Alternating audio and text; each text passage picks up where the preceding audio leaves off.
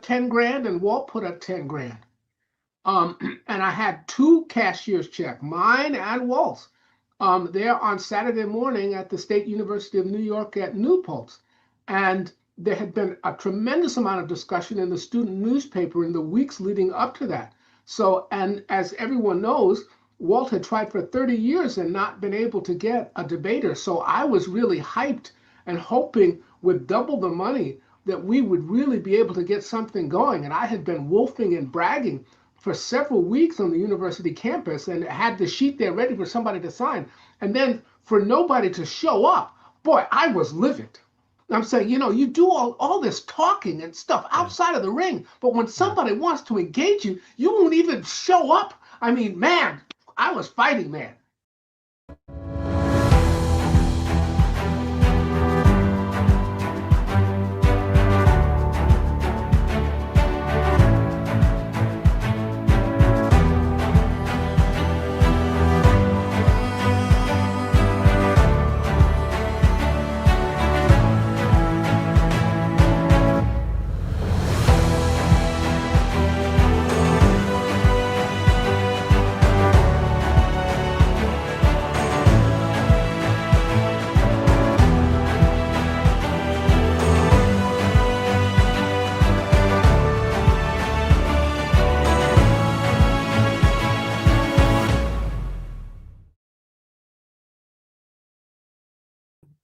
All right. Well, welcome, everybody. Thank you so much for joining us for the Hydroplate Week of Celebration, where we are here to honor Walt Brown and his amazing hydroplate theory. We want to get this into the mainstream.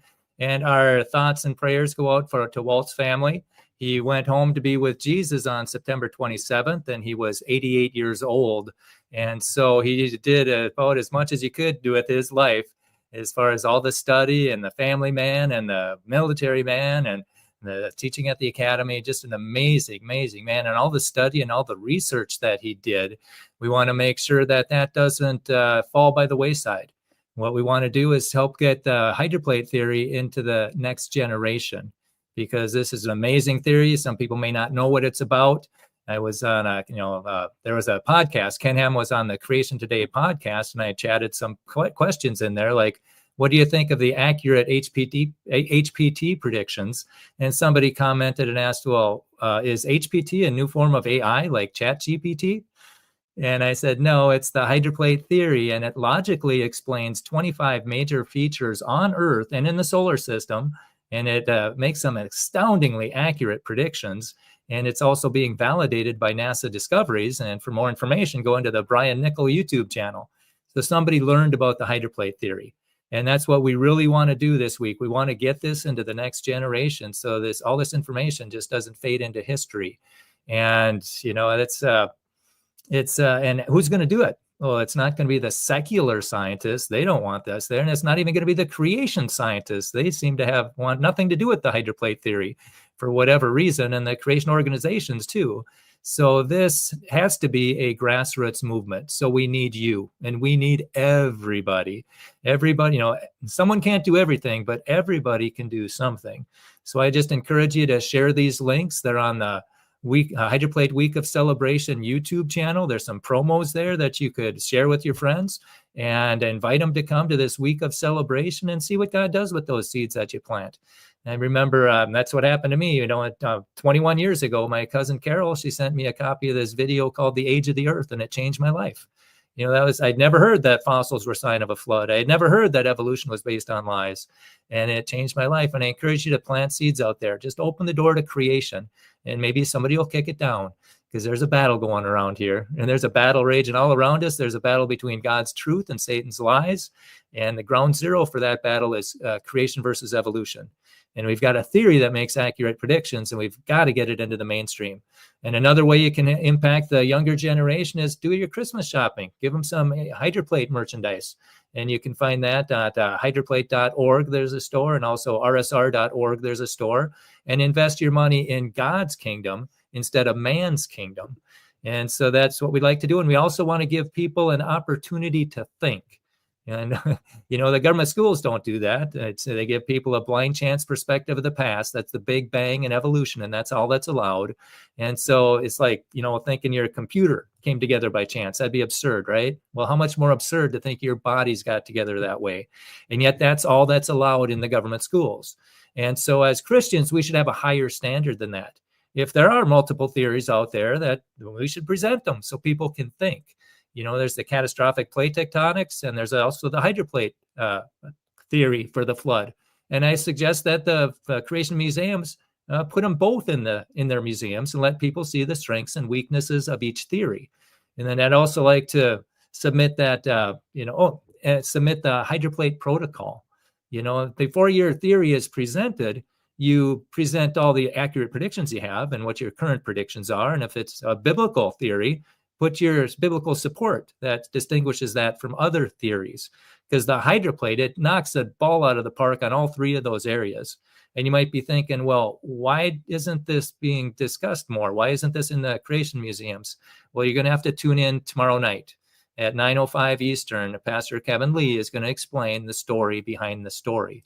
But until then, let's move on, get people up to speed with what the hydroplate theory is. And here's a quick overview that was taken with on the Liberty Sentinel report.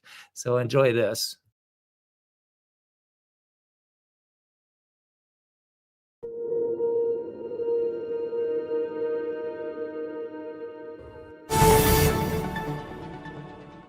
Welcome back to the Sentinel Report. Alex Newman, your host here. Folks, there have been some really interesting discoveries in recent months on asteroids that bring up some really significant questions about how the Earth got to looking like it does.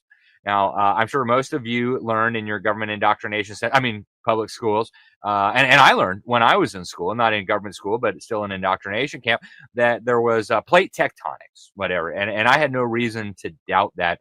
But I was at a conference, a homeschool conference, just a few months ago. I gave the keynote talk there on some things, and I ran into a very interesting individual who said, no, plate tectonics is not really what happened. And he introduced me to this thing called the hydroplate theory.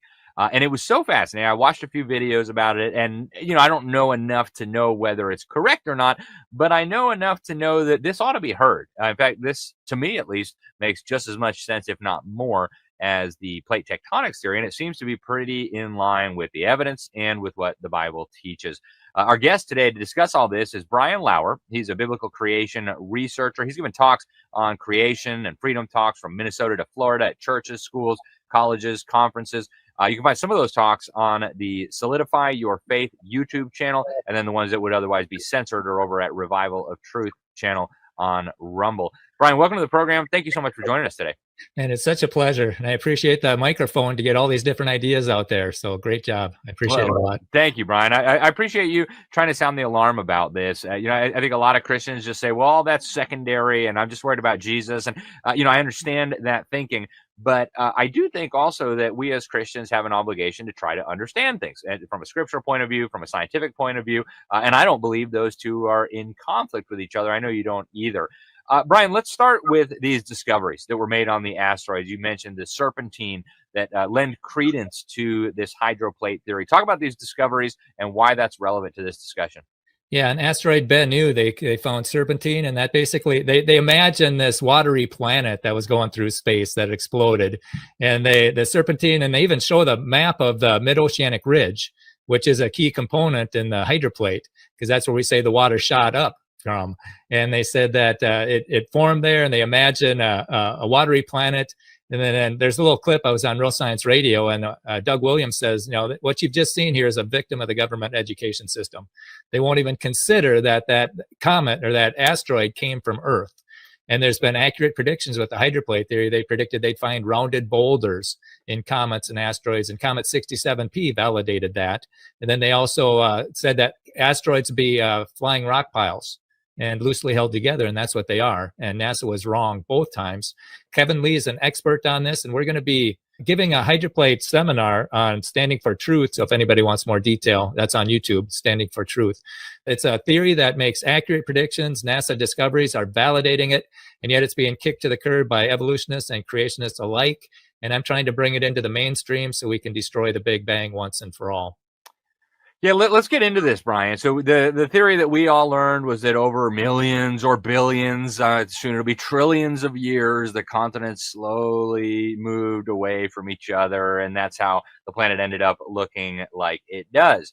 My understanding, at least my very superficial understanding of this, is that the hydroplate theory holds that no, the Earth's crust is on water. And during this catastrophic great global flood that the Bible talks about and that the scientific evidence, in my opinion, is just absolutely overwhelming, showing that this occurred, we had catastrophic movement and the pressure coming out. Walk us through the basics of this theory, and then people can go watch the videos if they want to get more in-depth. Well, it's based on one assumption. That one assumption is half of the ocean was inside the Earth at one time. That's the only assumption. See, most theories, they try and figure out what caused something to happen, where this is setting up the cause with just the one assumption. And then if that was the case, and it's got biblical support, the fountains of the great deep broke up, and he laid the earth upon the waters. So there's biblical support for water being inside the earth at one time. Just think of the earth as a big apple.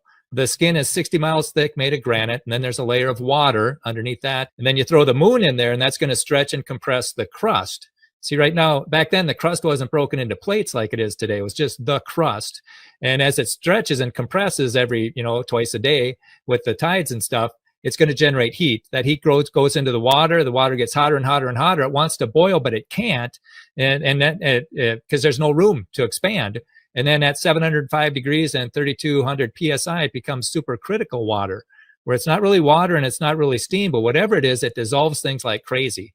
So now it's starting to dissolve the granite above, and it mixes together elements like limestone and salts and silicas and cementing agents.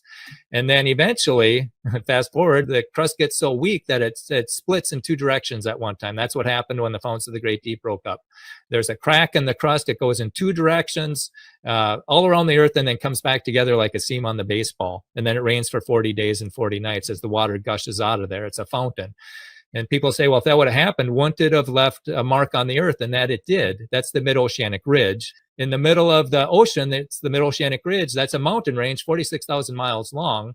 How does that form? By stretching in two directions. Okay, and so right now you got, with the two cliffs 60 miles high, the water is shooting up with hypersonic speed, and it's eroding the granite above and on the side, and that's where we get a lot of our sediment for sedimentary rock. And then eventually these cliffs get wider and wider and wider, and there's nothing to push down on the mantle, so the mantle bulges. Okay, and when it bulges, the continents start sliding because the continents are on supercritical water, which is 50 times slicker than water. So it's just think of this big ice hockey or air hockey table. Now you can show the mountains one.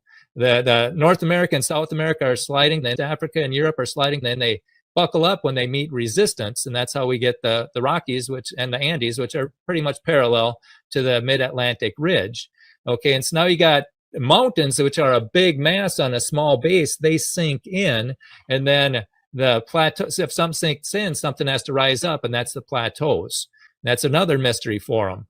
Okay, and then as that's how you get Grand Canyon. That's a whole nother talk, but you can see that on my YouTube channel. Okay, so the mountains sink in, the plateaus rise up, and similarly, as the mid-oceanic ridge rises up, something has to sink in, and that's the Pacific Ocean. So the Pacific Ocean sinks in, and that's why the trenches, that's why that ocean is so much different than all the other ones. It's got all this volcanic activity and table mounts and sea mounts and trenches. Mariana Trench is a mile deeper than Everest is high. Okay, so then the water which was covering the earth gushes off the earth to fill in the Pacific Ocean, and Walt Brown thinks that happened on the 150th day of the flood. That's the eruption. You had the eruption phase of the hydroplate, and then the continental drift phase of it, which he thinks was about 24 hours. And then he thinks the mountains rose up in about an hour. Okay, as they crushed like a car accident, just crushed up there. And then as it went up, it pushed the atmosphere, and then you had this big wind coming, like a tsunami of wind going across the earth. Okay, and so then the water gushes off, cuts these canyons, which the submarine canyons are cut then, but the continental shelves are still sticking out. So it cuts the canyons, the continents sink down, and then the oceans rise up and bury those submarine canyons. And then we have the ice age, and evolutionists can't explain that, but we can. It takes a little bit of time, but we'll just fast forward. They found a mammoth standing up that was frozen in permafrost up in the Arctic Circle. How do you freeze a mammoth standing up? This is in a Russian museum, the Berezhnikov mammoth. So what happened is some of this stuff was shooting up with such tremendous force, it got out of our atmosphere and got really cold in outer space. And then the gravity grabbed it and pulled it down, and so it buried them in muddy hail. How deep, I don't know. But that's how it froze the mammoths. And then fast forward a little bit, and some of this stuff was shooting up with such tremendous force that not only did it escape our atmosphere, it escaped our gravitational pull. So now you got this ice and dry ice and mud and stuff flying around. You got like dirty snowballs in the solar system. That'd be our comets. That's why our predictions about what they'd find in a comet were accurate and their predictions were wrong. And then also the comets, the asteroids, and the trans-Neptune objects came from Earth. And that's what the orbits are showing. That's what they're finding inside the comets and asteroids are showing. And so this is a theory that's been very robust. And they say, well, if that happened, wouldn't it leave a mark on the moon? And it's like, yeah, the near side of the moon is pounded and the far side isn't. You have all these lava flows on the near side of the moon, and that's counterintuitive because the Earth protects the near side of the moon. So it's answering all these things, and even goes on to say how he thinks radioactivity formed during the flood, but that's a whole nother topic. I would just suggest people watch Brian Nichol videos on YouTube. And also we've got some and Real Science Radio, rsr.org. When I listened to Walt Brown being interviewed, that colored in the details, and I've never seen the Earth the same. Or the solar system. So I'm just trying to get this into the discussion. Let's have people look at it. There should always be competing hypotheses so people can think. If they only have one that you're banging all the time, people just memorize. And that's what the evolutionists do with the plate tectonics. And that's what Christian organizations, the big ones, they only have the catastrophic plate tectonics, which is a secular model sped up. How does subduction begin? What's the mechanism? What's the force? These big plates move with those mountain roots so deep. There's a lot of unanswered questions. And then there's a book here called 20 Reasons to Question Plate Tectonics, which is really good. And also the guy who mapped the seafloor, Tectonic Globalone. This is from N. Christian Smoot. He was in the Navy. He was measuring he was mapping the ocean floor. And what he's saying, and a lot of it was top secret, he couldn't release it, but now he says, it doesn't work. Wow. And so I think that we should have multiple competing hypotheses. At those big museums, they should have plate tectonics, catastrophic plate tectonics, and the hydroplate. Show them all, let people think instead of just what they want people to think. Yeah, no, and after watching some of those videos and looking at some of this evidence, I agree with you. This is something that at least needs to be considered. It's something that scientists need to look at and come up with some explanations for. Brian, this has really been a pleasure. The best way for people to watch these videos that you're talking about, that would be at the Solidify Your Faith YouTube channel, and then the ones that would be censored, those are at Revival of Truth on Rumble. Is there any other place people can go to get some of these? Yeah, I would strongly suggest Real Science Radio, rsr.org. That's a radio program, comes out once a week. And also it's also on YouTube, and listen to the Walt Brown interviews. And you can go into rsr.org/HPT, and you can download this 600-page Hydroplate book, 600-page, go into rsr.org/HPT. You see this cover, and then there's a 9th edition button underneath it, and you can click it and download it for free.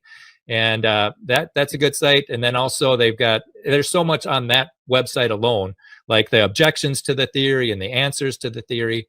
And so it's just a great source. And then Mike Snavely, he's got missionimperative.org. He's got a really good video on the Grand Staircase, how all these features around Grand Canyon came from the same event, like Zion and Bryce and the petrified trees. So anyhow, there's a lot to go into. Again, but Brian Nichol is very good at it. And then rsr.org is very good. Those are two good sources. And then I've got a Hydroplate playlist just on my YouTube channel called Solidify Your Faith. Excellent. And if you go there, you can see Walt Brown explain it himself. And so, yeah, that's a really good source. And I do appreciate you letting us get this information out there. Absolutely. Yeah. Thank you very much for joining us today, Brian. Appreciate it. Keep up the good work. And I hope we can get you back soon to discuss this in more depth. Amen. Thank you. Praise the Lord. Amen. All right, folks, that is all we have time for today on the Sentinel Report. But I want to thank you for tuning in. I want to encourage you to get involved. Don't just be hearers of the word. We got to be doers. So we need to get out there and do things, not to save ourselves. We cannot save ourselves, but because God has called on us to be doers. There's so much that needs to be done. The harvest is plentiful, but the workers are few. So let's get busy. Thank you for tuning in. I'm Alex Newman. This is the Sentinel Report. Until next time, God bless you all.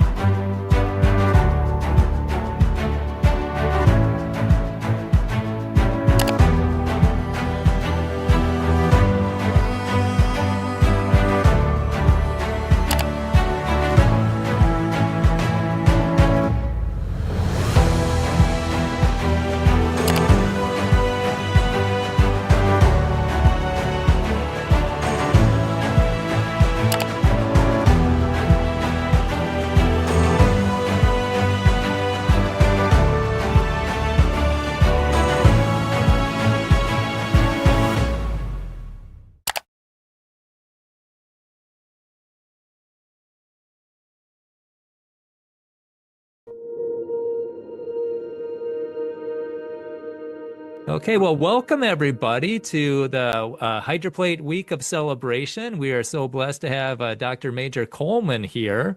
The first time I was exposed to him, he was on Hope at Night, and he destroyed evolution. Man, I can still remember how you offered, what, $20,000 to anybody who would debate you. And so welcome aboard, Major Coleman. We're so glad that you're here. Good to be here. Amen. So did anybody ever take you up on that $20,000 offer? Unfortunately not. People were always surprised. They said, well, man, that's a good thing. At least you got to keep your money. It wasn't about keeping money. It was about engaging. Yeah. And wow, since we've started there, we should really talk about it. Half of that money was mine and the other half was Walt's. Really? So we put that together. I put up 10 grand and Walt put up 10 grand. And I had two cashier's check, mine and Walt's, there on Saturday morning at the State University of New York at Newport. And there had been a tremendous amount of discussion in the student newspaper in the weeks leading up to that. So, and as everyone knows, Walt had tried for 30 years and not been able to get a debater. So I was really hyped and hoping with double the money that we would really be able to get something going. And I had been wolfing and bragging for several weeks on the university campus and had the sheet there ready for somebody to sign. And then for nobody to show up, boy, I was livid. Right. I mean, I was really, really ticked. I'm saying, you do all this talking and stuff outside of the ring, but when somebody wants to engage you, you won't even show up. I mean, man, I was fighting, man.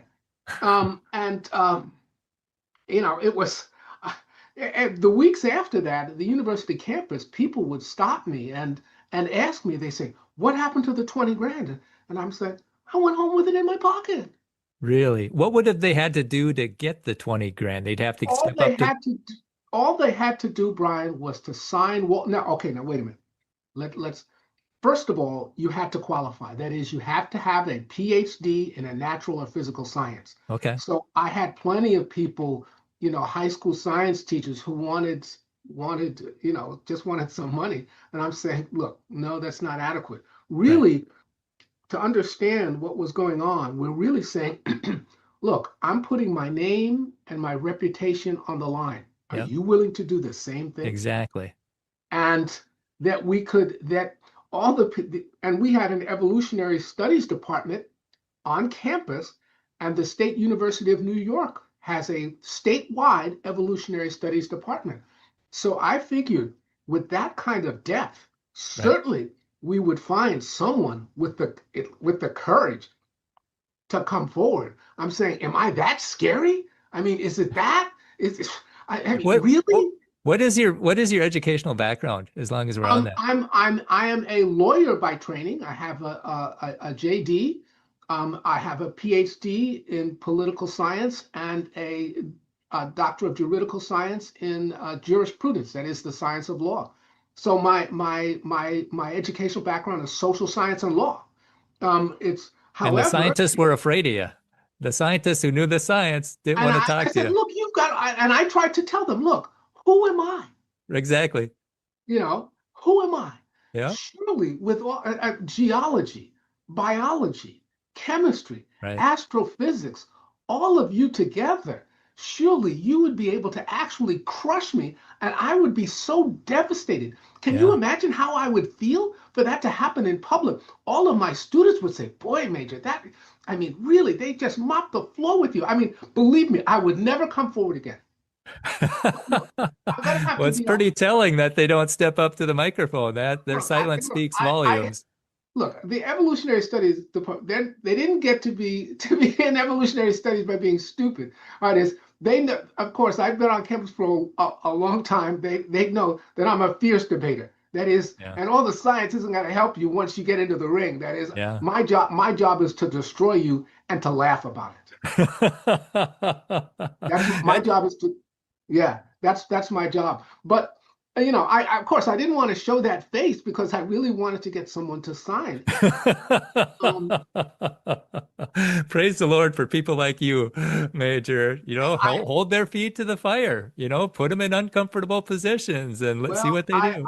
I failed. That's all I can say. And No, you didn't fail. You didn't fail. No, you showed that they're afraid to step up to the microphone. You showed that, and if somebody does want to step up to the microphone, Standing for Truth has a really good YouTube channel where they line up debates all the time. So if there's any evolutionists out there, the it's good to see genius both sides. It really is. the genius of Walt's challenge, and I really want to say it was my mentor, Dr. Walter Brown. The genius of Walt's challenge was that the basis of it was a written debate. So in a Mm, verbal debate, of course, you can lie, and most lay people will not know that. But in a mm. written debate, of course, if you do that, that is, the literature is going to destroy you, Right. and everyone will be able to see it. And that was the great fear. Oh, And of yeah. course, as scientists, they knew, as trained scientists, they knew that when it came down to the empirical evidence, Right. that they could not back that up on paper. And Exactly. And yet and they that's in the journals, but in the high school textbooks, it's all, cut and dried. We got it all figured out and they don't. And you exposed them. So praise God for that. I told them, I said, look, you better come with all the science that you've got, radiometric dating, carbon 14, Bremsstrahlung radiation. I'm saying because we're going to show up Saturday morning and we're going to be smoking. And that again, the weeks after that, people would stop me on campus and they'd ask what happened. And when I told them that I went home with the money in my pocket, they were always shocked at that. I mean, Mhm. because they thought, how could all the and I offered to give the money to the Department of Evolutionary Studies. How could Yeah, they not take that if your argument was so strong? So exactly. we made a lot of headway. Oh, yeah. Um, our program on campus was very forceful. Here is for you to see is a maybe I'll back it up. Noah's Ark. This is a 1 to 220 scale model of the arc. Yeah. My model that I take on campus is 1 to 48. Now, Yeah. this only weighs a few ounces, and so 1 to 48 is about 5 times larger. And Yeah. you'd say, well, how big can that get? It gets 12 feet long and 300 pounds. That's how big it gets. Wow. Multiply it by boom, boom, boom 5 times. Boy, believe me. And I made that model because at the first presentation that I attended with Walt, he had his HO model, scale model there, which is about 1 to 84. And I was so impressed with that. I had never seen how big the ark was, and Oh, to yeah. see it Yeah. with trains and trucks, I said, good night, it was gigantic. Yeah. And so I wanted to do my teacher one better. So I made it O scale, which is twice the size. And then I realized, you know what? Now I understand why Walt didn't do I'm saying that was a mistake. And people can see that on that Hope at Night. You had that arc there, right? Yeah, unfortunately, I hurt my back. Oh no. And for weeks after that, I was walking with a cane. It weighs 300 pounds. It's made out of white oak. It's not a small Oh thing. boy. Oh boy. And to load it, I had to load it myself. Once I got to Hope at Night, we had studio personnel that could help me get it out of the truck. Yeah. But to make it to scale, and I'm saying absolutely to scale in terms of the width and everything. And the eyewitness accounts that we have showed that the Ark was not, unlike the tourist attraction in Kentucky, the Ark was not made out of lumber. No boat like that could survive the flood. It was made out of hewn logs, so there was no frame on the inside. My guess is the logs it was tongue and groove construction, and they were slid together by heating tree sap mixed with cotton and then filled it with water so it would swell. So it was incredibly strong. Wow. So to make a 12-foot box out of white oak with an inch thick, you can imagine how it gets heavy pretty quick. Oh yeah. And so the students really loved it. Oh yeah, you had mentioned that you were that Walt Brown was your mentor. What are some of the experiences that come to your mind when you think of those days walking with today's Isaac Newton? Walt shocked me. So I was a graduate student at the University of Chicago at the time, and Walt's program was advertised on the Moody Broadcasting Network. And so I went to see him. My son was in kindergarten at that time. So just to give you an idea how long ago that was, my son's a professor with a PhD in his own right. Well, congratulations. But he's in kindergarten. That's how long ago that was. And of course, Walt always remembered me and my son there. And I remember I was so shocked at the information and the evidence that Walt gave. Walt was always tough. I don't know that Walt had a light side to him. And what impressed me, so every question I would put to Walt had a scientific answer for it. Sure. Sometimes it was frustrating because Walt was such an excellent scientist. Yeah. And as I prepared my program, and I would ask Walt questions, particularly about alpha decay in radiometric dating. And you would think that because my field is not in natural or physical sciences, that Walt would go easy on me. No way, no, Major. He says, hey, Major, no, he would just tell me flat out, no, Major, that's wrong. Read it again. And I said, hey, well, can't we cut to the chase? Why don't you just give me no, read it again. Wow. You're going to master alpha decay. And I want you to know why. And why does having too much helium and too much, whatever the mother and daughter element is, that is whatever it degrades to, if it's uranium lead, that is lead and helium or whatever, potassium argon, why can't you have both of those elements in large quantities, and why do they contradict each other? And he wants to make sure that I know my stuff backwards and forwards. So, I learned it really well. I'll tell you one thing about Walt that it scared me. And when I had my programs, Walt would tune in and watch. Ooh, good. And I told my students, you get nervous when I'm testing you. My teacher is watching me do his program. Imagine how I feel. I'm nervous too. Yeah. And Walt told me, he said, Major, that was an excellent program. And great. To hear that coming from a scientist at that time, the greatest living creation scientist in the world, tell me that my program was excellent, really pushed me forward. It really, really affirmed me. And that's what Walt was like. Wow. That's what he was doing. So was that But the what power amazing. station? Was that the power station program? Yes. That was the Power Station program, which we've done on campus, which was an all-day program, 4.5 hours. Whoa. It Wow. was just like Walt's program, 4.5. Well, no, we didn't do 4.5 hours straight, right? Yeah. We broke it up into three 90-minute sections and then 90 minutes of question and answer, just like Walt's programs. Walt's programs were all day. Yeah. And we provided lunch and breakfast and lunch for the students. And Brian, I don't want to, I can't take credit because I was simply copying Oh yeah. my mentor. That's all I was doing. That's yeah, and that's I'm not the scientist, I'm the megaphone. And I think we need more megaphones out there to tell people what the smart people are doing, because if they, if nobody knows what they're doing, it doesn't help. So yeah, it's Walt, yeah, I think but you stepped up to the microphone. There's value in that. There's a lot of value in that, and then sharing stuff that opens the door to creation and the Hydroplate to other people.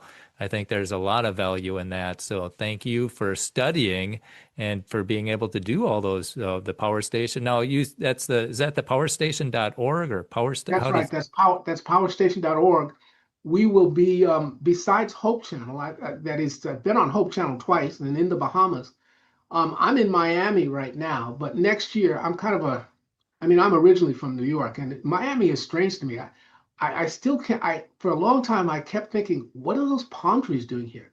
And then someone told me, they said, Major, the palm trees belong here. You don't. Well, you were in a free state, so there was something to that.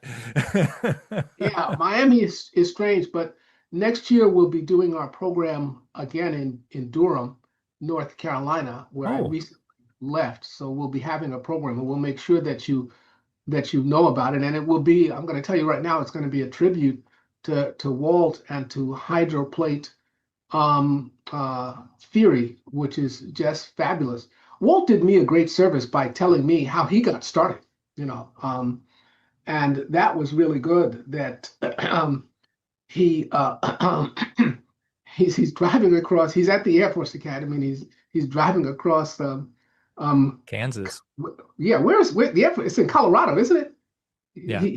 He's driving across Colorado, looking at the mountains, and he hears Alfred Lee's father, Alfred Lee Sr. Now, this is strange because Alfred Lee is an artist, a fabulous artist. And Alfred Lee drew some of the graphics in Walt's book. Oh, really? Alfred was my art teacher in college, okay? Wow. So I knew Alfred very well, but I did not know Alfred's father. Yeah. Alfred's father, Alfred Sr., was a pastor. And it was Alfred Sr. that Walt heard on the radio in Colorado talking about Noah's Ark. Man.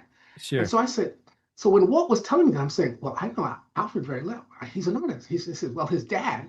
So Walt knew both the father and the son. I didn't know because Walt was about 20 years older than that. So that was a generation before me. Mm-hmm. And so Walt, he stops the car. He gets on the telephone. This is before cell phones, Oh yeah. And he calls the radio station. Yep. And he tells them, he says, look, I'm looking at the Rocky Mountains. There's no way to get water to cover the Rockies. Yeah. And so Walt starts studying. Yeah. And after he retires from the military as a full bird colonel, at 42, 43, that's an incredible accomplishment in itself. Well, yeah. Then he takes every course at the University of Arizona in Tucson. I think it's in Tucson. I think it is. I think the University of Arizona. Yes, it's in with Tucson. Bob Dietz? He was Not taking Arizona classes State. with Bob Dietz. Is that what you're getting? Yeah. Yes. It's Tucson. Getting my geography. Yeah, Arizona State is in Phoenix. That's right. University of Arizona is in Tucson. Okay, I've got it. Takes every Bob Dietz. He takes every evolutionary course there that they have to offer, and of course, studying, working nearby one of the co-founders of plate tectonics. You can understand why he got so good. Oh yeah. hydroplate theory Yeah. and why he corrected Yeah. the plate tectonics and Yep. did a fine job. And that's one of the big critiques against Walt is he's not a geologist, but man, he studied at the feet of Bob Dietz, who coined the term seafloor spreading. And they met every Wednesday and discussed things. So that's, he had quite the education. He might not have had the degree, but he had the education to, Brian, that is not a critique of anyone because, and you have to, when you really think about it, so I'm a trained jurist, I'm a lawyer. What if yeah, I said to you, you cannot discuss the law because you're not a lawyer? You right, can't govern the country because you don't have a degree in political science. right, That is, science is for everyone.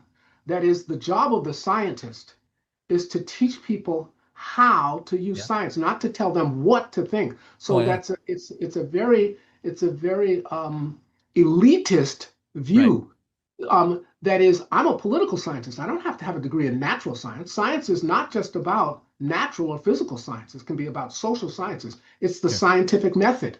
What right, is the scientific method? The use of observation, yeah, record keeping, yep, controlled analysis of the empirical world, which is falsifiable by others. So mhm, we don't just have natural and physical sciences, we have social sciences, we have the science of law, and where we can apply these things. Anyone who is trained to use critical thinking can evaluate the most highly trained Nobel laureate scientists, and they should. exactly. We're just not doing a good job of teaching people how to critically think. We're doing a real good job of teaching them, what to think and how to memorize, and kids don't like that. But if we showed them how to think and give them a couple of different theories to critique, I think they would enjoy it a lot. I had the 8th edition of Walt's book, and just last year I gave it to a professor at St. Cloud State because they don't have a theory for Grand Canyon, and she knows that. And so, but I got an email 2 days later, and she said basically you can pick it up at the office. Walt's not a geologist, so she didn't want to even look at it, which is really holding science back. It really is. This consensus, this No one groupthink who is, does not have both a law degree, a PhD in political science, and has passed the bar should be able to vote in this country because you're not qualified to understand government or law. What if I said that? it's absurd. It's just absurd. You should, Brian. I don't want you to see you at the polls voting, Brian. Right, right, I right. don't want to see you. You're not I mean, that are you crazy? Yeah, yeah. So your son was in kindergarten when you met Walt, and My then you son, stayed in touch with him, and I you still would, Walt would come through Chicago every year, and yeah, I would go and take my son to the programs every year. So I mean, and I was in Chicago for 8 years, and he would see my son getting bigger and bigger. yeah, And then after I graduated and started teaching, sure, I would stay in touch with Walt as he went through the editions, various editions yeah. of the book, and and of course they got bigger, more extensive, and of course I always had questions, and Walt would write to me personally. I still have his letters. Oh, praise God. We would talk on the phone. One of the biggest issues I had after the fifth edition was Walt. We talked a lot about the Atlantic. What was going on in the Pacific? Yeah. As Walt began to address those things, I was simply astounded at how he used science and addressed every single issue. Why is the Pacific called the Ring of Fire? Why is Mhm. it twice the size of the Atlantic? Why is it twice as deep? Where do volcanoes come from? Where Mhm. do comets and asteroids come from? Just an incredible. I have to, Brian, I know we don't have time um, to go on because we're talking about decades and we're trying to fit it into a few minutes. But Walt was one of the first to really address the issue of origins generally, creation versus, excuse me, evolutionism. Yeah, there you go. There you go. Stick it to him, creation science versus evolutionism. But he was one of the first to really address forcefully the racial issue there. And that when you're really talking about evolutionism, you're really talking about a racist point of view. You are, yes. I pushed it further than that because what was talking about the science, and I'm a trained social scientist, and when we look at the stats, many people don't know this, but it'll be coming out in my articles probably this year. Evolution is a theory of origins primarily held by whites. Oh, really? Primarily held by whites. Sure. And its strength is whites in the academy. I mean, in college. That's Sure. where now generally whites are split about a third, a third, a third. That is a third solid creation, a third theistic evolution, and a third hardcore evolution. Blacks are the only racial group in the United States that the majority are solid creationists. Really? Now, they don't know the science, but blacks are the only racial group which accept the biblical story of creation as valid. And of course, it's not hard to understand the reason for this, the strength of the Black church in the Black community. Black spirituality is through the roof. Now, I'm not saying that Blacks understand the science behind it. In fact, they don't understand it at all. Sure. So when we're defending and supporting evolution in the courts, you're also making a racial statement. Yeah. And that's what's extremely dangerous. You're saying, look, we're going to support the origin theory of whites and not those of blacks. And I'm going to make that well known as we move forward. We really have to. That is, this is not about one racial group and what they're taught. Right. And that evolution is basically, and it started off, that is Charles Darwin, Alfred Russell Wallace, and Herbert Spencer, all Englishmen who were living in the primary slave trader, England. They were the primary slave transporter, and they grew rich off of slavery.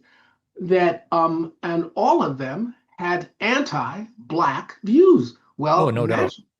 No doubt. Oh yeah. I mean, that's what the elite was teaching 100 years ago, and this evolution mindset where you're not fit to reproduce. They sterilized 60,000 people, and yeah, it's a black stain, but that was the scientific elite that was talking about it. So we have to be very careful about listening to the scientific elite. Walt was one of the first and bravest, very courageous, to point these things out. So I learned those things from Walt. Some of the funniest stories. So Walt was doing his presentations, and Walt would pass out a survey about his presentation. Yeah. And I would always say, the presentations are very excellent. But Walt was never satisfied with that. He would say, no, that's not what I want. And I'm saying, well, what do you want, Walt? He said, if there's something wrong with the presentation, I want to know what's wrong with it. And I'm saying, okay, well, now you're saying to me, Major, I want you to be picky. And He said, that's exactly what I want. That's exactly what I want. Yeah, most people don't want to hear what they do wrong. They want to hear what they do right. Yeah, I think that shows Walt's humility. He wanted to improve over and over. So I said, okay, Walt, okay. Picky you want, picky you get. I'm saying, these are the only two things. If I had to pick something, the only two things that I could say that was wrong with this presentation. I said, some of the photos in the presentation, there were cars there that looked like they came from the 60s. And I said, the last half of the video, he was showing a video, the last half, I didn't say the whole video, the last half, there were no Black people in it. Ooh. And he said, now, fine, Major. So the next year, all of those things were gone. I'm saying, well, what do you want? I mean, that's how intense he was, that he would not accept second best, slipshod. It was always come at me with everything that you've got. And that's what made him such a fabulous scientist. Never Yeah. shied away from anything. Yeah. And I've heard a lot of people criticize Walt. I Yeah. haven't seen very many who were willing to get in the ring with him. Right. Right. And he welcomed it. If he had something wrong, he would correct it. He Yes. welcomed the correction. And so, yeah, just an incredible book, an incredible work that he's done. Hopefully the ninth edition will be available for Christmas. This is a proofreading copy of 600 pages, but yeah, it's right real close to be on the press. Hopefully people will be able to get them on Amazon if they don't have the hardcovers ready. But yeah, that is incredible testimony. When Walt would speak in Chicago, how big were the crowds? So we were at Moody Church, which Yeah, is a little bit less than 4,000, I think. yeah. Um, and the downstairs of the church was always filled. Wow. Okay, so it was always several thousand people. Walt taught me a lot about how and what would go in, he would get really personal with me and tell me, how he set up his programs, even financially, that Walt did not take donations, that Walt, and this is how so I'm following the Walt Brown model, that Walt rented the church. He paid for it, paid Wow. for it.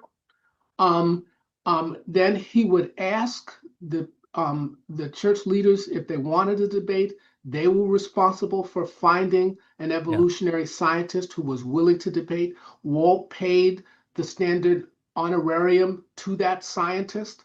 Really? And then they were ticketed events. And that's the model that I followed. Walt drove around the country for 20 years with a pickup truck and a 15-foot trailer. Wow. With his 6-foot model of Noah's Ark in the back. And this was before PowerPoint. Right. So, whew, it was that was a lot of work. Um, yeah. So Moody Church, it was always filled. Most of the time, it was in Moody Church or a large church in the Chicago area. And he was able to pack it. And so people are interested in this. I mean, to get the crowd there, he must have had a pretty good promotion, or people just, they just wanted to. Of course, the Moody Broadcasting Network. So it was always and in the whole Chicago area. So that was another part of Walt's model. That is, he's renting a large church in a large city with radio programs, so the word can get out. So and advertising months in advance. So and then of course, Walt was so fabulous. Okay. Well, yeah. That and knew how to work a crowd and with the science, that if he did it once, the next time he came through, it would just be packed. And so that's the way it always was coming through Chicago. You had to be careful though, because if you could learn enough just to get yourself in trouble. Sure. So I'm a graduate student at the University of Chicago, and Stephen Jay Gould came to visit the University of Chicago, right? Oh yeah.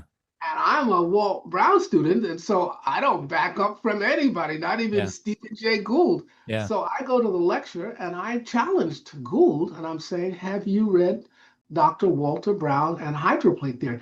I was, Gould was, I realized why Gould was popular. He was funny. Sure. He made fun of some of the false ideas of evolutionary theory, and he attacked racism in evolution. He was liberal politically, and he came up with punctuated equilibrium, right? Yes, yes. So even though most evolutionists don't accept punctuated equilibrium, because they're saying what we need is lots of time. So it was kind of strange. But watching Gould in front of a crowd, I could understand why he was popular. He was able to weave in popular culture into his lectures. Sure. However, nevertheless, he's still an evolutionist. Yeah. So hardcore. And so I challenged him with hydroplate theory. And I was surprised that it unnerved him. He was pretty, very steady and easygoing. That it really unnerved him. And he responded to me. He said, "No, I haven't read it, and I don't see why I should read it." Wow. Hit a He was nerve. really offended. He was offended by it. Wow. And for Stephen Jay Gould, I said that someone of his stature in the evolutionary community should be so rattled. You know, people need to pay attention to that. Oh yeah. Yep. You hit a nerve. Yeah, it's time to keep poking that nerve. That you've hit a thing. We are getting close to the end of the interview. And people can find you at the powerstation.org or Power Station. Powerstation.org, and then they can send me an email at major@powerstation.org. We will be posting probably near the end of the year. We will be posting our presentation that's going to be in Durham, North Carolina, probably in June, and they'll be able to go to Durham, or they'll be able to watch it online. And I want to wish you and everybody at the Center for Scientific Creation good luck as you publish the 9th edition. Right. Yeah, and that thing in Durham, maybe that'd be nice to have a hydroplate conference there. If you're there, maybe some other people. I don't know what the logistics would be, but yeah, let's get to Durham, North Carolina, and to check you out. And yeah, that's so blessing, such a blessing. Do you give churches or do you give talks at churches or anything like that? Yes, I do. If you go online, if you look at me online, you can see the programs that I did in the Bahamas and at Hope Channel. We don't always get to record all the programs that are at churches. All the churches, they're not always equipped to record these things, but the larger programs are. Brian, I want to say in closing that at this point, in terms of the science, we have no other theory other than hydroplate theory. I know. When we're talking about the geology of the Earth, we have no other viable theory. That's it. Right. And we just need to get it into the mainstream. Hopefully we get into some creation museums and creation organizations start talking about it more. There is a museum in Nebraska called Broken Bow, Nebraska, that has it. It's called the Boneyards. So we'll see who's going to be second. But yeah, what a blessing. You're right. This is the best time to be alive because there's so much evidence against the Big Bang and evolution like never before. And this information is more easily accessible than ever before with the internet. And now you've got people like you making it understandable like never before. So all we need is just a few more people in the battle and just get this snowball rolling. So thank you again so much, Major Coleman. And thank you, Brian. Yeah, I just pray that God opens more doors for you to reach more people because you've got a valuable message that has eternal consequences, and just may God bless your efforts. Thank you so much, and be good, and we'll be in touch, Brian. Absolutely. Praise the Lord.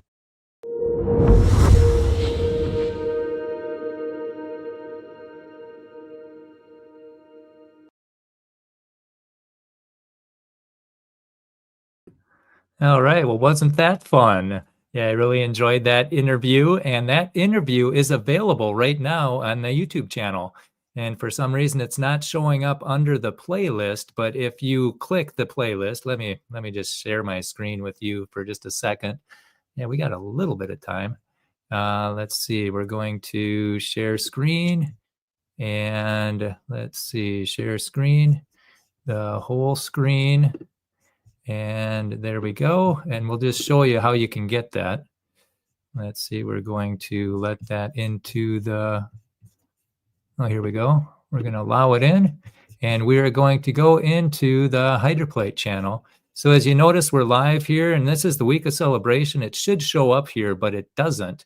So if you click the play all thing, then you're going to see down here, you're going to see these two interviews have already been posted. So if you want to share them with anybody, feel free. That's what we're trying to do. And we're not building a kingdom. We just want you to be informed. And we're going to take a little look, a sneak preview about what's happening tomorrow.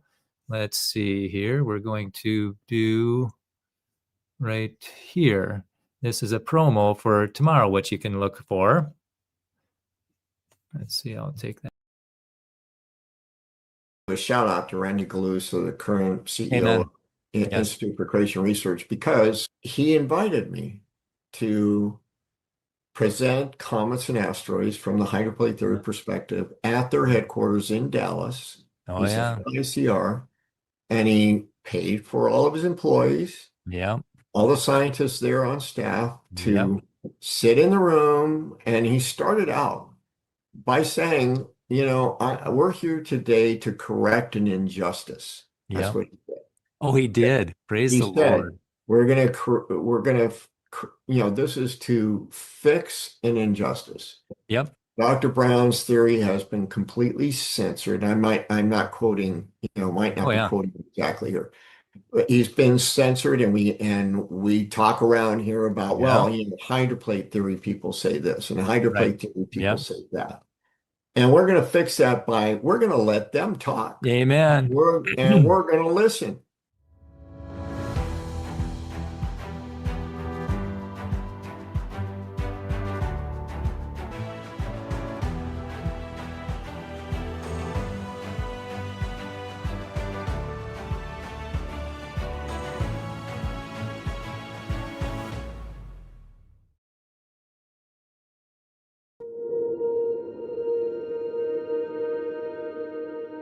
All right. Well, welcome back, everybody, to the Hydroplate Week of Celebration. We are so excited to be able to honor Walt Brown and to also hopefully have the book ready for Christmas.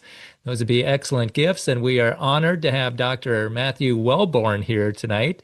And he spoke at the 2023 conference. So we are so excited to have more and more PhDs stepping up to the plate for the Hydroplate.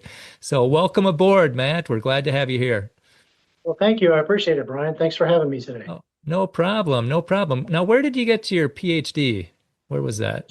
So I actually graduated from Colorado, or from the United States Naval Academy. So I served as a naval officer in the U.S. Navy. I was a nuclear submarine officer. And after that, I decided to go back to school. So I did 6 years in active duty in the submarine service. And I went back and got a master's in electrical engineering. And then I got a PhD in electrical engineering as well at MIT. At MIT. Yes, sir. So it's a great opportunity to go and study and spend a number of years in really focused work, learning a pretty complex field. Well, and that's not just a diploma mill there. You got to know your stuff to go in there, and a nuclear naval officer. So, boy, sharp as they come. And so somebody, it's quite a blessing to have somebody with your intellect that's looking at the hydroplate theory. What draws you to the hydroplate? Why would you want to give talks at that conference? Well, it's interesting. My background is a little bit similar to Walt's. So Walt also was a military officer. I believe he was a graduate of West Point, wasn't he? Yes, West Point. And so he was an Army officer. Now, he served an entire career in the military, but he did go on to get a PhD as well. Right. And he went to MIT also. He was going to go to, okay. Yeah, he's got a couple of years Caltech on or me. MIT, and he picked MIT because that was the best. And when he tested in, he was in the 99th percentile. So wow. Yeah, so we got some sharp people that see the logic in this hydroplate theory. Engineers tend to love it. What was your degrees in? I have a undergraduate degree in systems engineering, control systems, and then a master's in electrical engineering and a PhD in computer science and electrical engineering as well. Wow. So you know how to study and you know how to you know how to think, that's for sure. Well, it's a pretty broad area, but a lot of my work has been in signal processing, in RF systems, so radio systems, communication systems, wireless.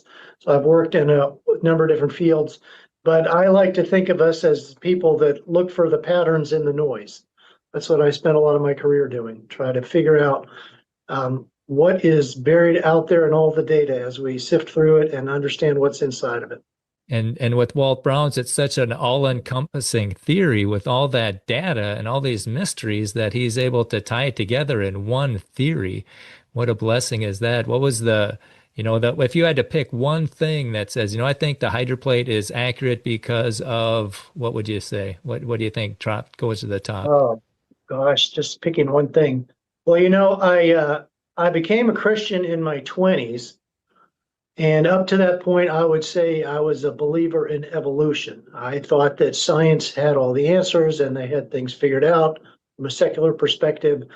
But after I became a Christian, I had to sort that out, and I realized that we really didn't understand how everything around us came to be. And in particular, in my field, we look at the flows of information, and we look at the source of information. We look at how does information move back and forth between different systems. And I began to understand that in living systems, it's the same thing. And there's a lot of scientists who are looking at the origin of information, the flow of information, and as well as not just in biological systems, but how is this whole world around us designed?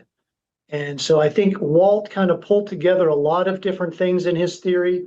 It's a very comprehensive theory, I think, is one of the main things that I like. He addresses in his book and in his other work, biology and genetics and all the geophysics and the cosmology, and ties it all in together with the Bible, which I think is an amazing thing to do. And it's fairly unique in theories. I mean, we don't know exactly what the ultimate truth is, but he did an amazing amount of work, and a lot of it has really amazing amounts of analysis and data to back it up. Many predictions that came true or have yet to come true, but still might. And he's just an amazing man, and I think God really worked through him to bring a lot of truth into people's lives. Yeah, and what a blessing we have to be alive when he was alive, and he just went home he went to heaven last week, and what a loss that is. But he left something for us to carry on, and I'm just going through that book. Everything, like you said, it's just so all encompassing. I remember listening to Walt Brown Week on Real Science Radio, that's rsr.org, and listened to him explain evolution, the origin of Grand Canyon, and Kevin Lea talked about comets, and it was just an incredible show, a week of shows, and I've never seen the world the same again, or even the solar system the same, and what a tremendous blessing. So they probably didn't teach you that at MIT. How did you find out about the hydroplate? Well, as I said, after I became a Christian, I spent many years, decades, kind of working back and peeling back the layers of what I had learned in school and what I thought I understood about the world, about life and about the universe, and began to peel back the layers. And it's clear that the Bible was presenting a story about creations and origins that was very different than what most secular people believe. And so I think I came to see, I think the main thing was at first, when I understood that evolution just could not possibly account for the complexity of life as we see it around us, that as the more we learn about living systems, about not just humans, but even the simplest forms of life are so complex, the more we learn, I began from my scientific training to understand that level of complexity cannot happen by accident. You cannot have randomness create structure and patterns and order and complexity.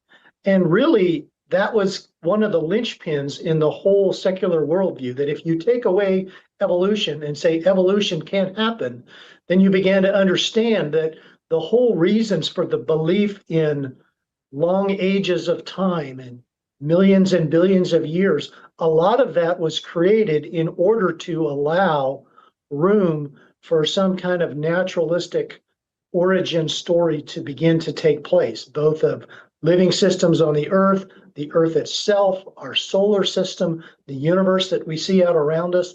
All those things, if you want to account for them from a naturalistic perspective without an ultimate creator, then you have to wave your hands a lot, but you also need a lot of time. That's what people fall back on, is there's lots and lots of time, and we see things happening in the world around us, and whatever's here came about through slow, gradual processes over, incomprehensible periods of time.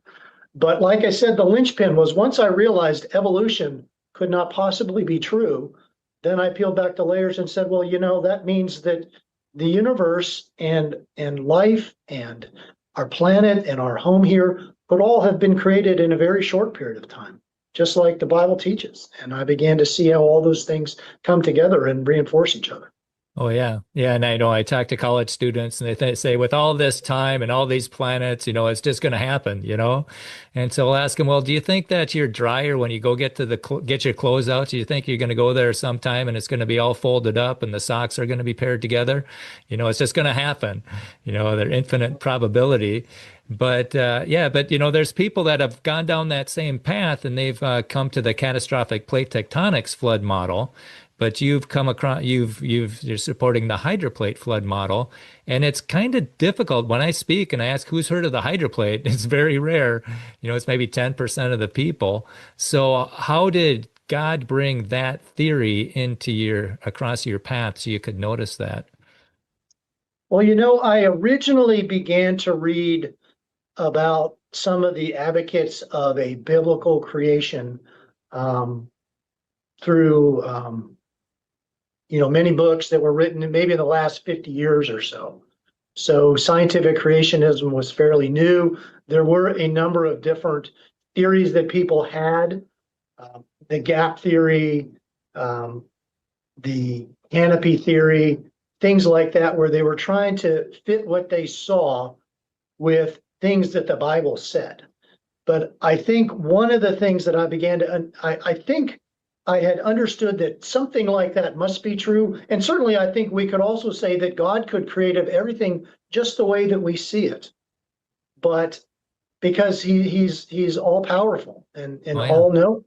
But I think that when I came across Walt Brown's book, and I actually can't remember the first time that I found it. I think I had reading through creation science literature and got a copy of his book. I ordered it. I was very excited and it came in the mail. And it's an amazing book. Like I said, it's very comprehensive.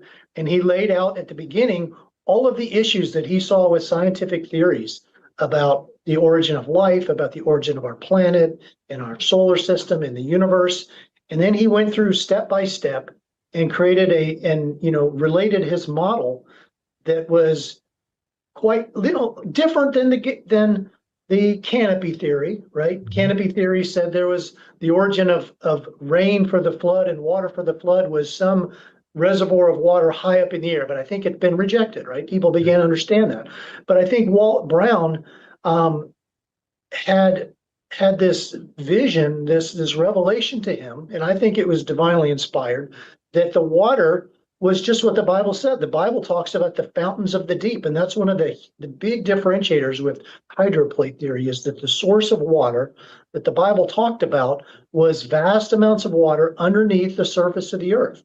And as you go and take a look at that theory that he created, and he iterated on it for many years, but you could see that it really lined up with what the Bible was kind of teaching at a very high level, that this was all there. The earth was the origin of all of these things, the water that God used in the flood. And Walt Brown kind of laid it all out in a way that showed there were huge amounts, vast catastrophic processes that occurred that really we had no experience with. And I think that's one of the hard things for people to understand, is just how large and how catastrophic these events were, that vast continents of land and rock could shift around very rapidly, that the total amount of water that's in the oceans or a significant part of it rushed out of subterranean caverns and flooded the surface of the earth. I mean, it all makes sense that everything kind of comes together nicely, but it explains so many things that I think science still cannot explain. Oh, yeah. One example that in his book he talks about, and this was a surprise to me, nobody had ever pointed out to me all the things that we don't understand about our solar system, about asteroids and comets and the moon, and the reason that we see all kinds of debris and trans-Neptunian objects and debris out in the orbit of the Earth around the sun. And he actually made an amazing case that a lot of that material started out on the Earth. And the rupture of the Great Deep was so catastrophic that it ejected a huge amount of water and rock and debris and even organic chemicals out into space. Up above our atmosphere, some of it fell back as torrential rain, but a lot of it actually was launched into space because it was such a huge, huge event. And it's amazing how he was able to show that explained many of the unknown things, the inexplicable things that we have that scientists just can't account for the origin of in our solar system and here on Earth as well. Yeah, I know that there's articles on trans-Neptune objects, and they're puzzled because they're orbiting, some things are orbiting the wrong way, and they can't explain that with their Big Bang theory. And I think that this hydroplate theory will destroy the Big Bang once it gets into the mainstream, because it makes accurate predictions. It explains 25 major features on Earth and in the solar system, plus NASA discoveries are validating it. And Walt's son, Rob, he teaches at the U.S. Air Force Academy, and he wrote a paper that got published in a secular journal that explains how the trans-Neptune objects got out there, and basically said they came from the inner solar system, not to in the relatively recent past. So he has to choose his words carefully, but I think that's a euphemism.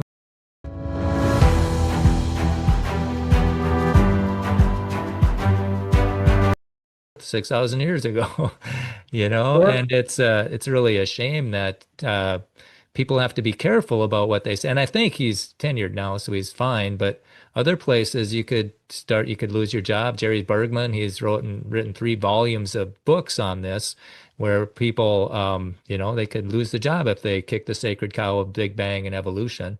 Is that much of an issue in your line of work, or is that not a big deal?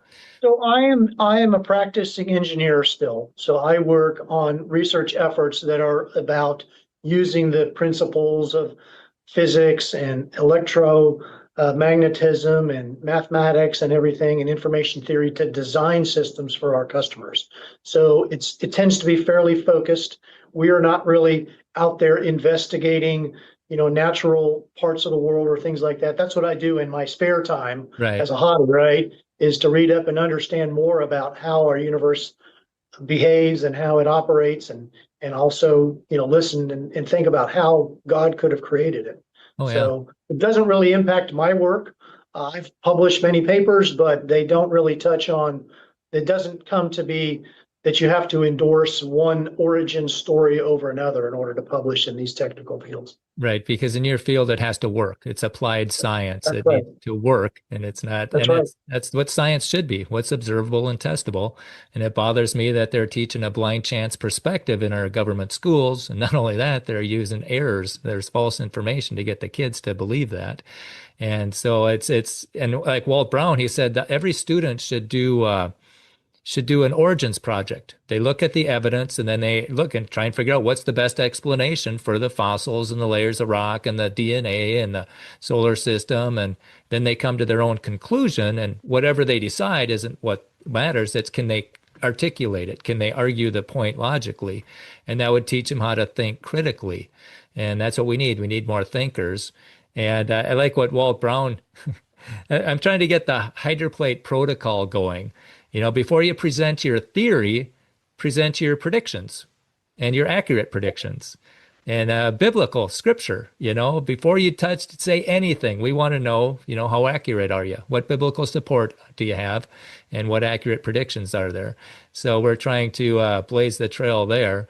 And hopefully there's going to be some museums that allow the hydroplate theory in there. I think that's one of the big theories, the big dominoes that has to fall. And so we've got it seems to be like the accurate theory. How do you have any ideas on how we can get this into the mainstream and have it impact the culture better? Well, I think that certainly the way that people learn about new ideas has changed in the past years and past decade or so. There's a tremendous amount of time that people spend reading and listening to material online, YouTube channels, online conferences, Zoom meetings, and blogs and shows like this where we can talk just casually across many miles and exchange ideas. And that's opened up an amazing amount of exchange of information. So I mean, Walt started out in a time when he worked essentially alone by himself, and he traveled and he saw things, but he wrote, his entire book, many, half a dozen editions. But now it's really kind of caught fire. And I think a lot of people are open to looking at video presentations and hearing discussions and listening into talks and other people's testimony about what they've learned and reinforcing all the things that fit together with, some of the theories like hydroplate theory in particular, how it answers a lot of questions. And so I think that's what's going to happen, is that you just have more and more people become exposed to it. And I think that's what's going to happen. At the beginning of his work, Walt laid out a lot of problems. I think he's got over 100 issues with evolution, and with secular explanations for the origin of the earth and the universe. And he points out dozens and dozens of these things that cannot be explained. And I think even within his book, one of the things I appreciate about his book is in each area that he talks about, he puts side by side, sometimes 2, 3, sometimes 10 different hypotheses or explanations for a particular phenomenon, like buried mammoths or origin of the planets, or why did we have an ice age? On every one of these topics, he's got a table that he fills out, and he puts, a half a dozen or more different theories, and he asks specific points of evidence that the theory either supports or doesn't fit with, and he uses stoplights, red or yellow or green. And there's some theories that have a bunch of red lights, and yet people are not even aware that it can't explain some of the evidence that we know about. So I think part of it is just people are a little bit ignorant that the standard explanations, the secular explanations, have so many issues that can't be explained. Evolution, the origin of life, the origin of our solar system. I mean, you've mentioned the Big Bang a number of times. The Big Bang really is not even well defined. There are many secular scientists who have rejected the Big Bang because they don't believe that it can explain what we're seeing. And I think now with the James Webb Space telescope that's been deployed, that we're finding many, many things that don't fit with what scientists had expected to see before it was launched, about the things that they see in distant parts of the universe. As they look out into the universe, it doesn't fit what their ideas were. And so we're having to go back and rethink a lot of the things that they thought were true. And it's such a laughing stock. Jason Lyle, he said, your James Webb predictions are going to be wrong. And once you realize they're wrong, then I predict you're going to say galaxies formed much sooner than expected. And he was right both times. And there's a cosmologystatement.org. It's an open letter to the scientific community that shows all the holes in the Big Bang theory.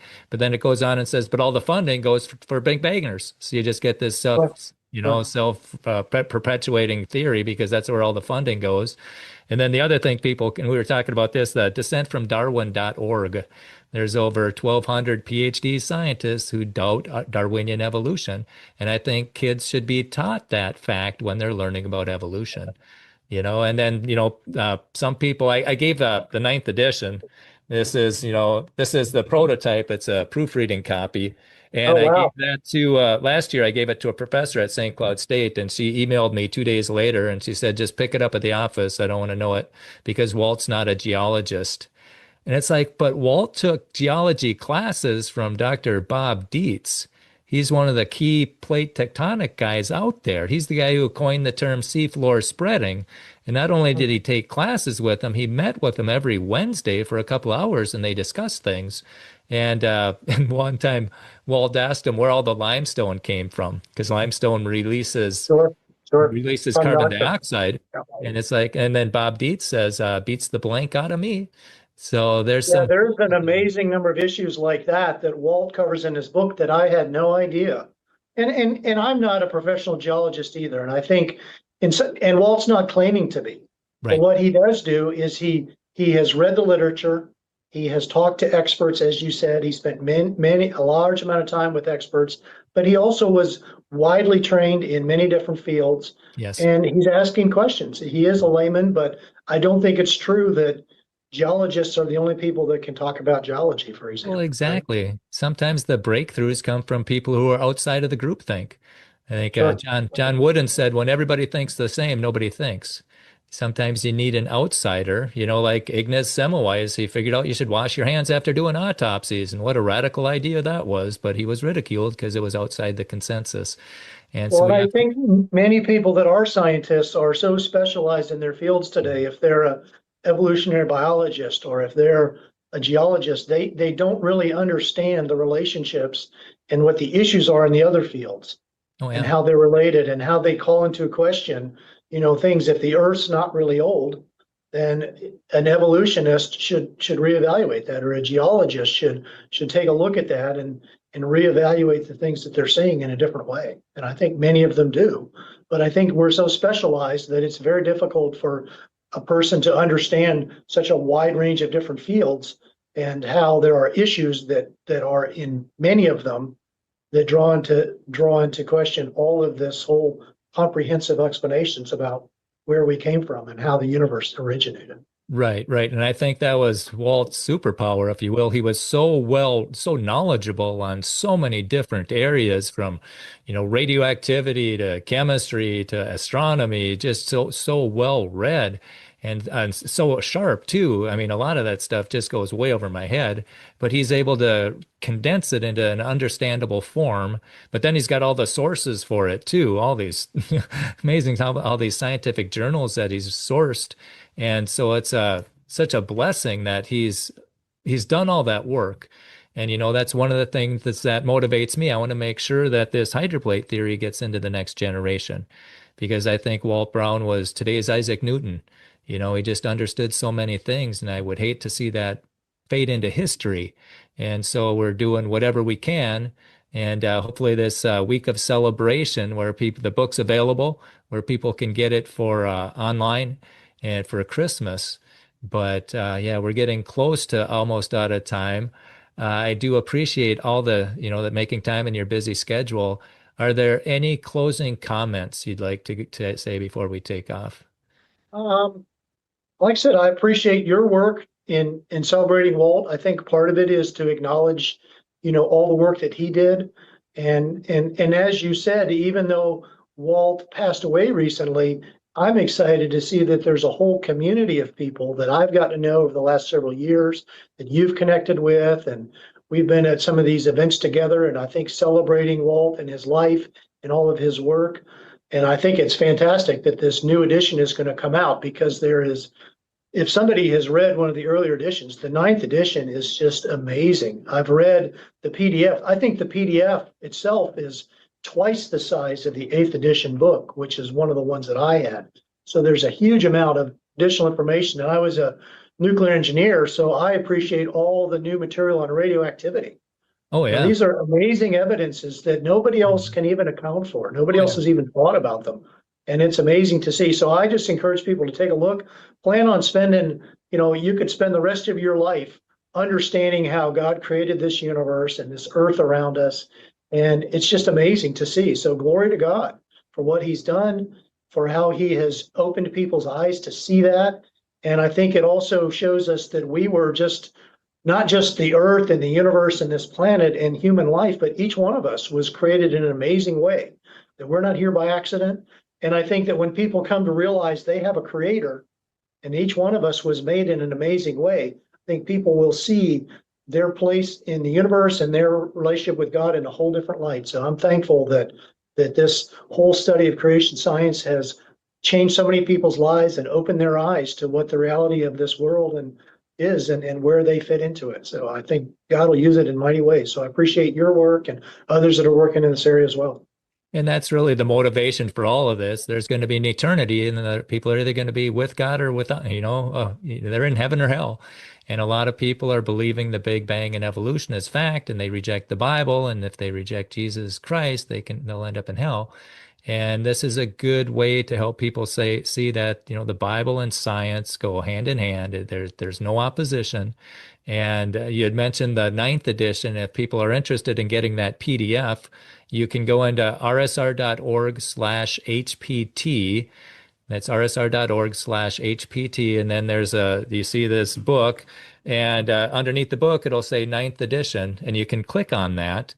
And then you can download it. And I think everybody should download it, because who knows, you'd hate to have it on the internet and you can't get the internet for whatever reason. And then it's really neat online, because you can search a term like predictions, and you can go through and then you can see all the predictions he's made or whatever you're interested in. But it is nice having a book too, because you can go outside and just go Walt Brown surfing from one footnote to the next footnote. It is an incredibly fun journey to be part of. And I do thank you for being one of the leaders in this endeavor, because I think you're early to the party. It's going to be interesting to see who's next. So again, thank you so much for your time. Sure. What a blessing that is. And and you're part of the Triangle Association for the Science of Creation or something. Science of creation, right? We call it TASK. So there is a local creation science group where we get together. We actually publish a newsletter. So there are original papers that are written regularly, and we publish that newsletter. And we have monthly meetings where we get together and discuss some of these topics. We present people's work and people's papers. We also review some of what's going on in the world around us, the literature and videos and other material that people have done. So it's been a great way to fellowship with other people that have similar interests and try to make an impact on the community around us. So it's been a great ministry as well. And a good resource for technical expertise. I mean, there's a lot of scientists on that club. And yeah, that's what I think that needs to happen. That's another domino. There should be regional creation clubs that have speakers that come in or Zoomed every month or two. And then I think there should be a creation club in every community where you can get together and show movies and bring people to the regional community speakers and just get this snowball going, because it is a lot of fun. But again, thank you so much for what you're doing, and Sure. may God bless your efforts. Thanks a lot, Brian. I appreciate it. Have a great afternoon. Bless you too. You too.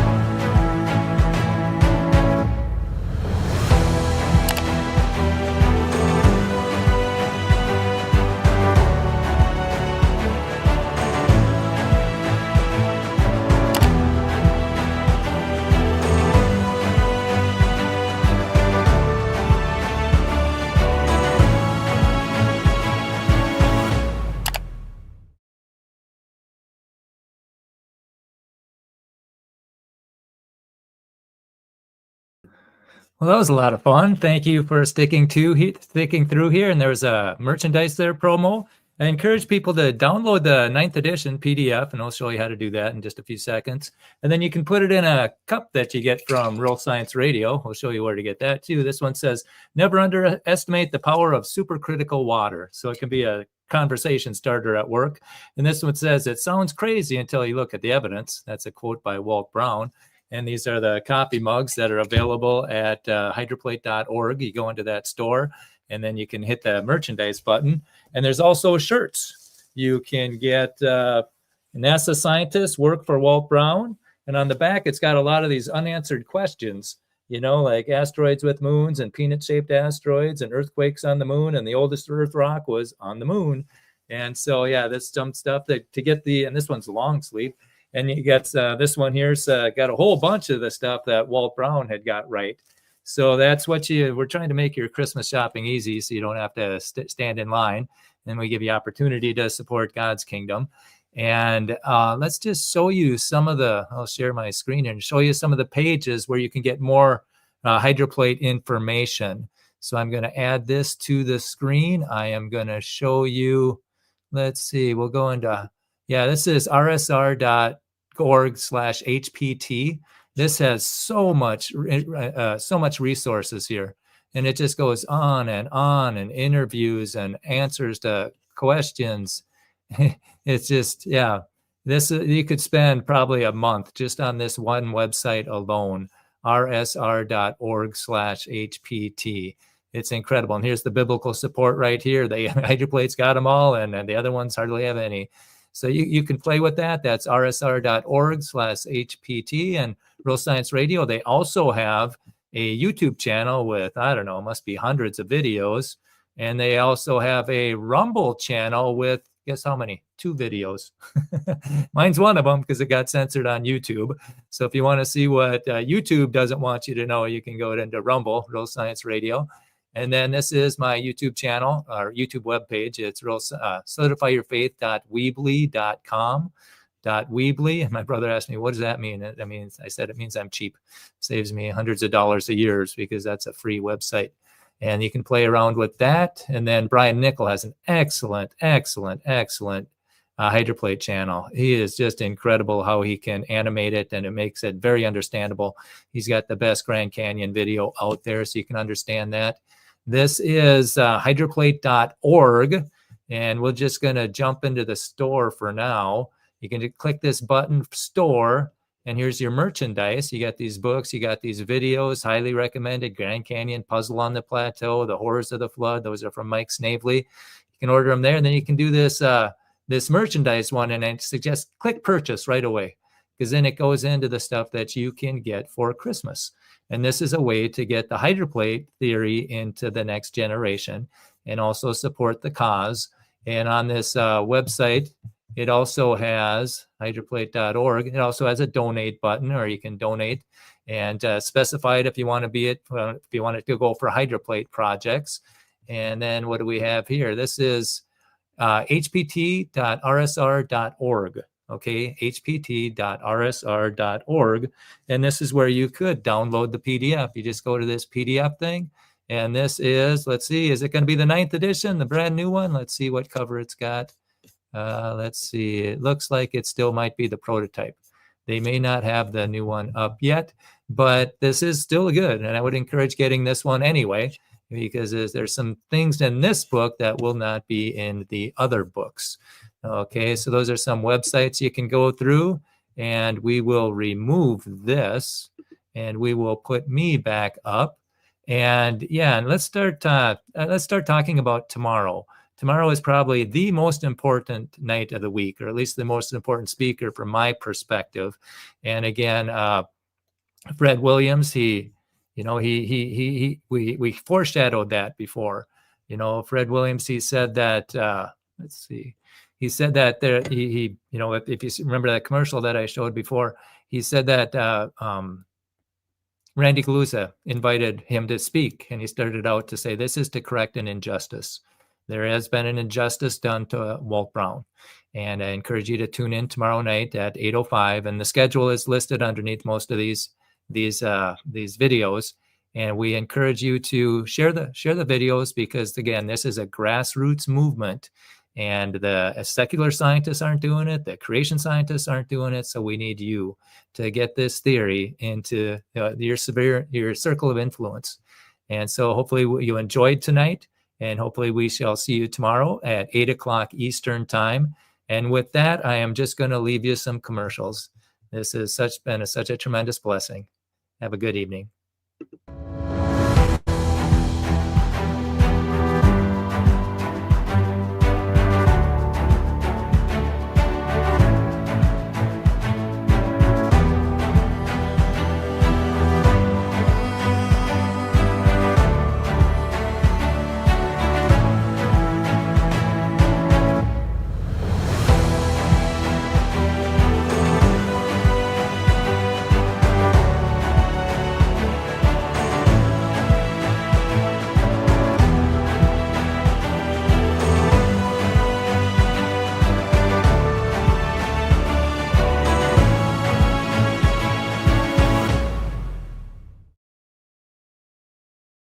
I want to do a shout out to Randy Galuza, the current CEO of Institute for Creation Research, because he invited me to present comets and asteroids from the Hydroplate theory perspective at their headquarters in Dallas. Oh, yeah. ICR, and he paid for all of his employees. Yeah.